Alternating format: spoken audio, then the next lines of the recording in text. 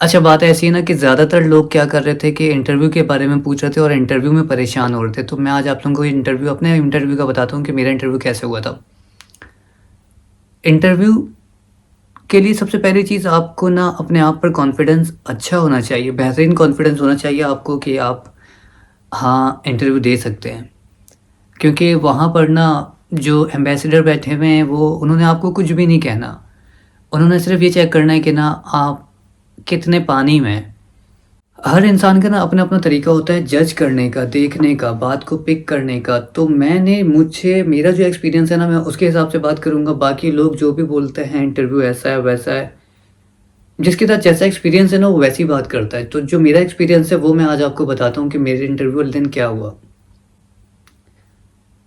अब आप इमेजिन करते रहना और मैं अपनी बातें बताता रहूँगा। ये वीडियो लंबी ज़रूर होगी तो जिनको नहीं देखना वो ना देखें प्लीज़।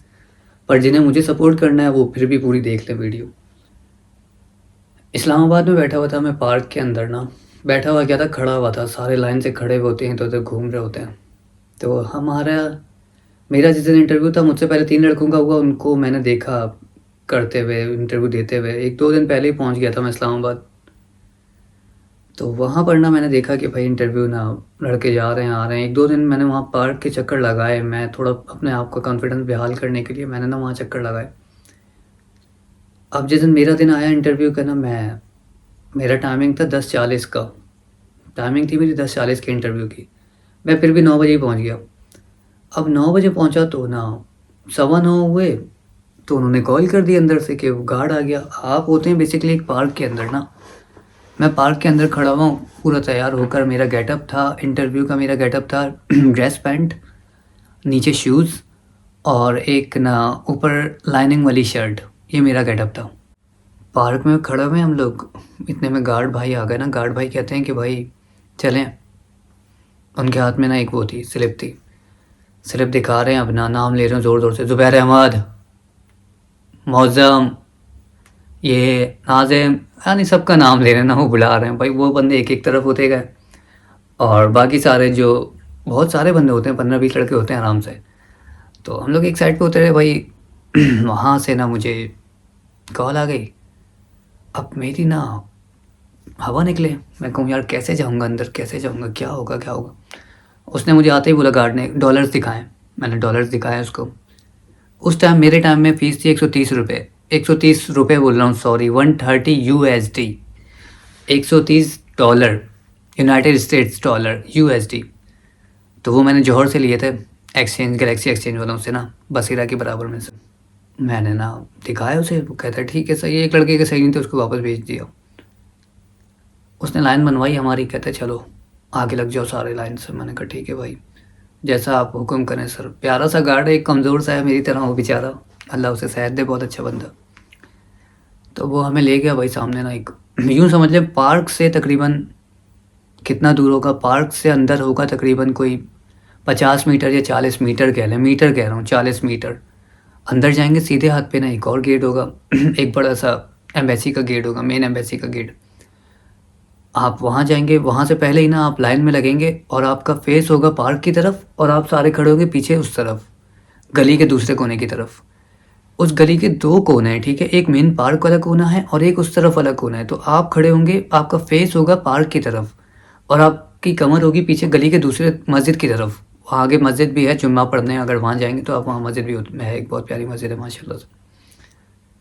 तो इस्लामाबाद में अब आप इस तरीके से बाहर लग जाएँगे लाइन में और फिर क्या होगा कि ना आपको ना अंदर बुलाया जाएगा। मेन गेट से अंदर नहीं बुलाया जाएगा, आपको उल्टे हाथ के छोटे वाले गेट से बुलाया अंदर जाएगा। अब मैं गया तो मुझे ना कहते हैं कि what your date of birth. मैंने कहा यार ये क्या बोल रहा है मुझे, what your date of birth. मैंने कहा डेट ऑफ बर्थ पूछ रहे हैं, अच्छा। मैंने कहा 5 नवंबर, ये वो ना जो भी मेरी डेट ऑफ बर्थ थी मैंने वो उनको बताई। फिर कहते हैं भाई कि ना वो ठीक है, कहते हैं ओके कम फॉलो मी। अब उसने फॉलो मी बोला और वो ना अंदर ले गया हम सबको। अंदर लेके जब जाते हैं आपसे ना, फिर ना वहाँ एक रोमानियन गार्ड होते हैं उनके, या पता नहीं कौन होता है वो, उसने ना मुझे ना मेरा चेकिंग की।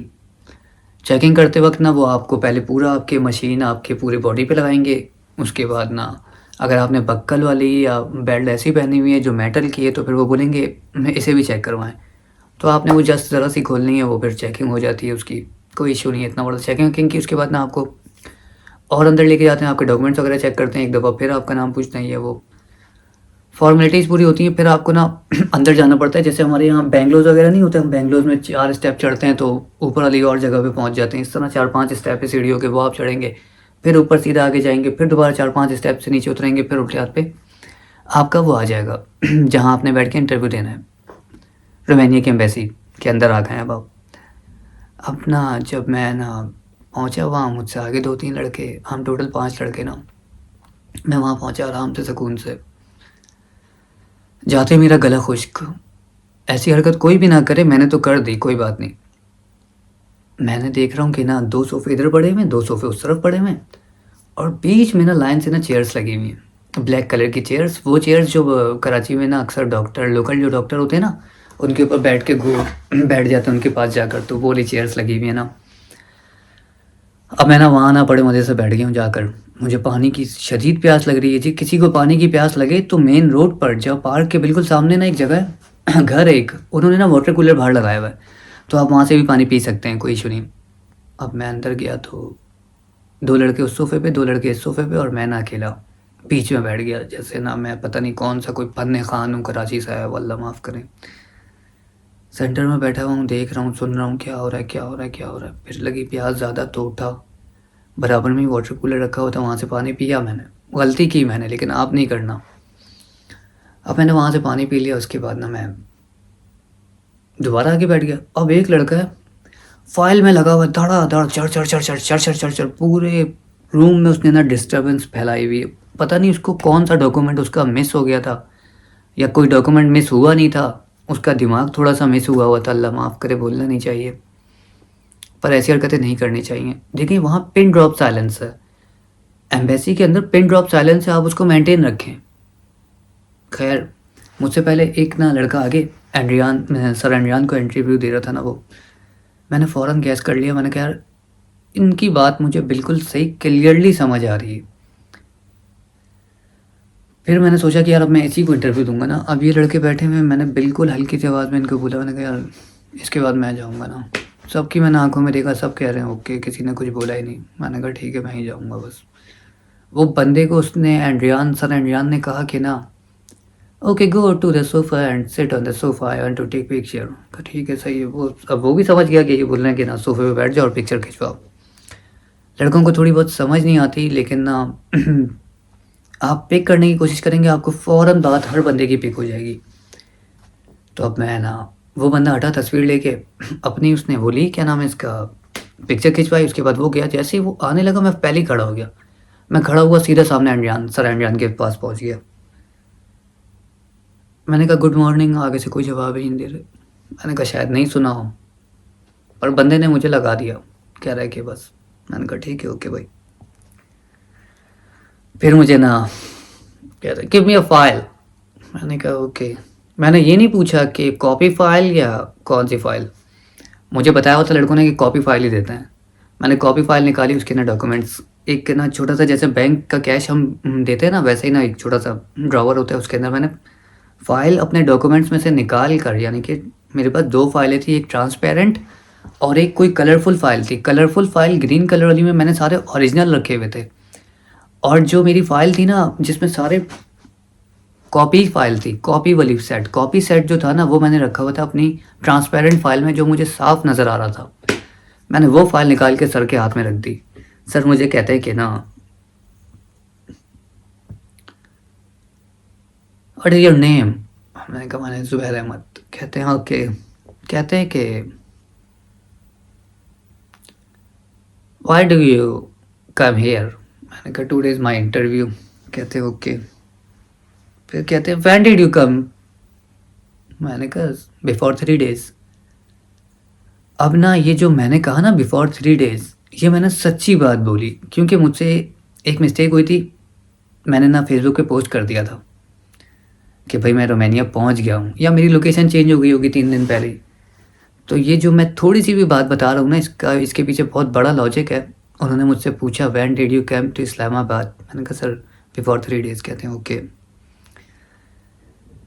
फिर मुझसे ना 2-3 सवाल और हुए, 4 सवाल हुए। अचानक सवालों ही सवाल में व्हाट्स योर वाइफ डूइंग? मैंने कहा शी इज़ वर्किंग। कहता है व्हाट? मैंने कहा no she is not working, I am working. कहता है okay, so your wife is not working? कहा no she is not working. कहता है ओके। फिर सर एंड्रियान मुझसे कहते हैं कि ना why why do you want to go Romania? मैंने कहा sir I want to go there for job and for better my future, and I want to earn some handsome amount in my as my salary. तो बस इतना मैंने बोला था, उसने ना टॉपिक चेंज कर दिया। यानी आपके पास ना बोलने का टाइम नहीं होता, आपको वो दूसरी बात करने नहीं देंगे, फ़ौरन ना वो अपना टॉपिक चेंज करेंगे। वो आपकी ना हर चीज़ को नोट कर रहे होते हैं, यहाँ तक कि आपने ये जो आईब्रो ऊपर की है ना, इसको ये भी वो जज कर लेते हैं कि ना ये क्यों कर रहा है, मेरे किस बात को बोलने पर इसकी आंखें कितनी खुली हैं। अब ऐसी बातें हो रही थी तो मुझसे कहते हैं कि ना व्हाट्स योर फादर वर्किंग? अच्छा, ये सवाल उनका तीसरा सवाल था मुझसे। मैंने उस टाइम बता दिया, मैंने कहा no he is doing nothing due to his age, he is on home retired. कहते हैं ओके। फिर मुझसे ना वाइफ वगैरह के बारे में पूछा, 1-2 सवाल और पूछे। फिर अचानक ना मुझे दोबारा उसी सवाल पर ले आए, what was your father working? मैंने कहा यार अब मैं इसे कैसे बताऊं? मैंने कहा सर ही इज़ रिटायर्ड।